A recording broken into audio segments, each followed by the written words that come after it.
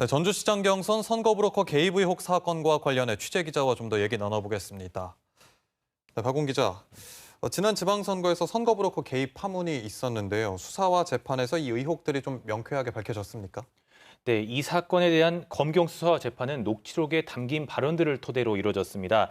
이 선거 브로커들이 실제로 건설사로부터 이 자금을 받았는지 또 돈을 뿌려 선거 조직을 꾸린 뒤 경선에 개입했는지가 의혹의 핵심이었는데요.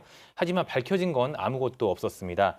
이 검찰의 공소 내용을 보면 사업권과 인사권 등 공직선거법이 금지하고 있는 요구 혐의만을 들어 기소한 건데요. 이 부실 수사라는 지적도 있지만 막상 수사를 해보니 별 내용이 없었다는 반응도 있습니다. 네, 선거 브로커들에게 징역 1년 6월에 실형이 선고됐습니다. 검찰이 구형한 것보다 형량이 좀 줄었는데 처벌이 약하다고 볼 수도 있을 것 같은데요. 네, 앞서 검찰은 징역 2년 6개월을 구형했습니다. 형량이 1년 줄어든 건데요.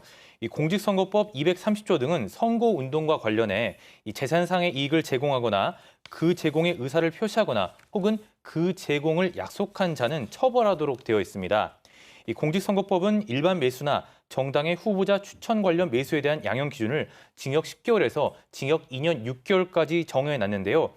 이들 선거 브로커에게 최고 형량은 내려지지 않았습니다. 이들이 범행을 인정하고 반성하며 선거 관련 범죄로 처벌받은 전력이 없다는 점을 반영했다는 게 재판부의 입장입니다. 네, 선거 브로커 사건에 연루됐다는 그 지역 일간지 기자에 대한 수사, 이 수사는 진행되고 있습니까? 네, 이들과 함께 범행을 공모했다는 의혹에 휘말린 지역 일간지 기자에 대한 경찰 수사는 아직 진행 중입니다. 법원 1심 선고까지 이뤄진 선거 브로커들과는 좀 대조적이죠. 이 기자가 선거 브로커 공모에 경선에 개입하려 한 혐의가 있었냐에 대해 이렇다 할 수사 결과를 경찰은 내놓지 못하고 있습니다.